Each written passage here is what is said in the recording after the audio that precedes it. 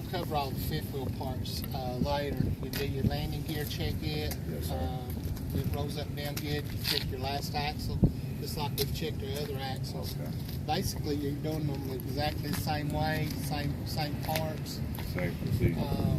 If you have air ride system, you would mention it, and springs, whichever your truck has. After doing the driver's side, we would come down here to the back of the trailer and move in.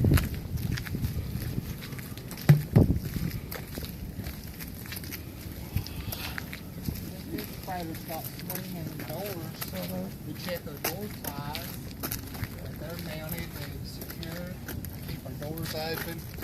Check our lights at the top of the trailer that they're not broke or missing. They're all red in color. Check our tail lights, brake light, four-way flashers, our tag light. Looking at our DOT bumper here, it's secure. And then checking our mud flaps back here on the back. That's a big find if you That's have. DOT tape that it's on the back here. Come up here to this one if you want to say, I would check down this side of the trailer just like I check the other side. And the only thing we need to mention now would be this one would have a spare tire rack holder.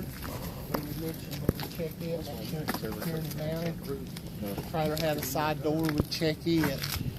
We'll come on down here to the exhaust system.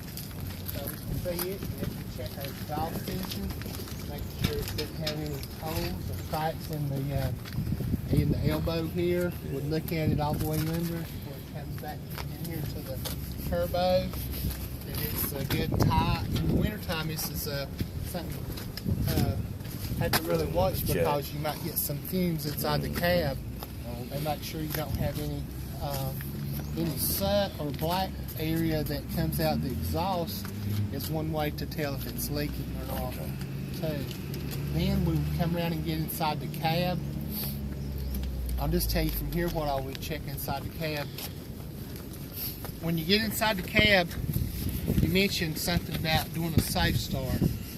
Okay, first thing you're going to do is go ahead and put your seatbelt on. Okay, you put the key in and you're going to turn the key on, but don't start the truck. If you'll notice, some of these trucks, when you turn the switch on to the power, the gauges flip over and then they come back, and the computer's setting itself and everything. And if you go ahead and start it before it sets itself, sometimes it messes the computer up. On this automatic that we've got up in Hudson, they have problems with it. So that's called a safe start. A safe start is checking your steering wheel for any extra loose money in it. My brakes, clutch pedal, that they feel good, secure. My shifter's in good shape. It's not real sloppy. And then letting my gauges set themselves. That's all that's in a safe start. Okay. Then you would start the engine and let your air pressure build up. After your air pressure build up to its normal amount, we would go ahead and do our air brake check. You're going to check all the.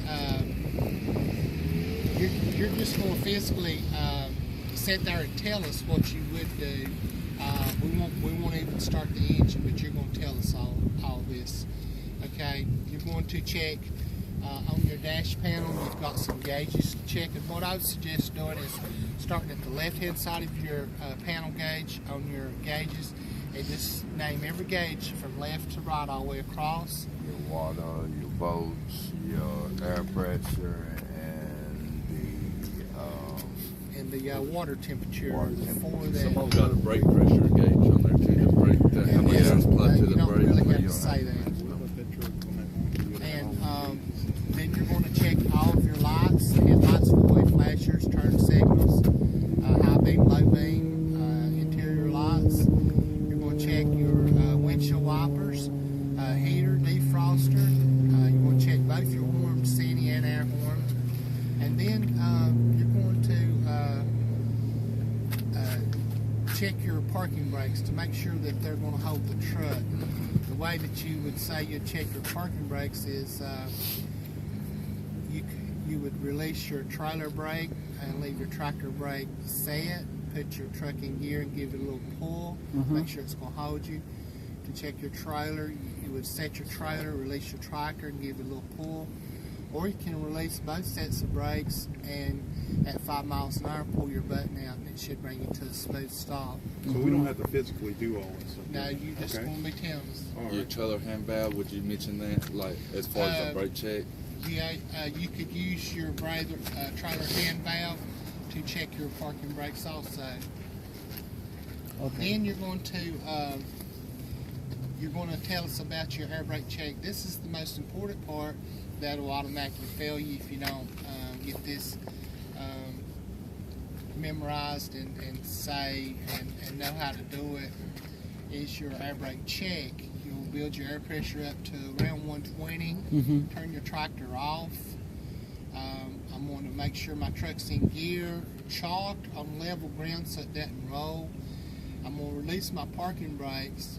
After my initial drop, then the first minute I'm just going to watch my air pressure gauge shouldn't leak more than 3 psi. The second minute I'm going to put my foot on the brake pedal, mash it down 1 time. After that minute it shouldn't have leaked more than 4 psi. Now I'm going to take and just turn my switch on but don't start the truck. And I'm going to start fanning the brake pedal up and down when it gets to 60 psi. My low air warning and alarm should come on at 60.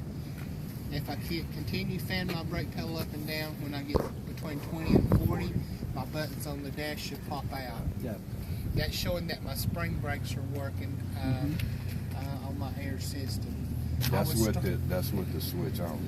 That's with the switch on because your electrical won't work if your switch is not on. So your low air warning will come on. So after I do that, I'm going to start the vehicle back up. I'm going to let my air pressure build up. I'm going to watch my air pressure gauge come back up. When it gets up to 85, between 85 and 100, it should make that movement within 45 seconds. And this is showing me that my air compressor is producing like it should. If it took you, 2 or 3 minutes, you would want to let your maintenance people know your air compressor is not producing like it should be. 45 seconds. When you push your brake the first time, within it said first minute, it should let it drop to where it should, and it shouldn't drop no more than 3. When you press your brake, do you hold them? Just hold it down 1 time. Mash it down 1 time to the floorboard and hold it for 1 minute. For 1 minute.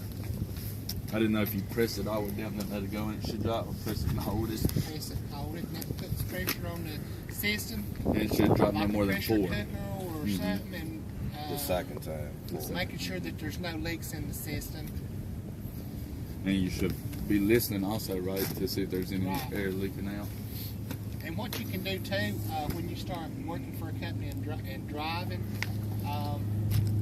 you can crank your truck up, build your air pressure all the way up to 120, turn your tractor off, put your truck in gear on level ground, or chalk it so it doesn't roll, and push your parking brake buttons in with your tractor off, and get out of your truck and walk around it to listen for any leaks, because this is how your rig would be actually traveling down the road.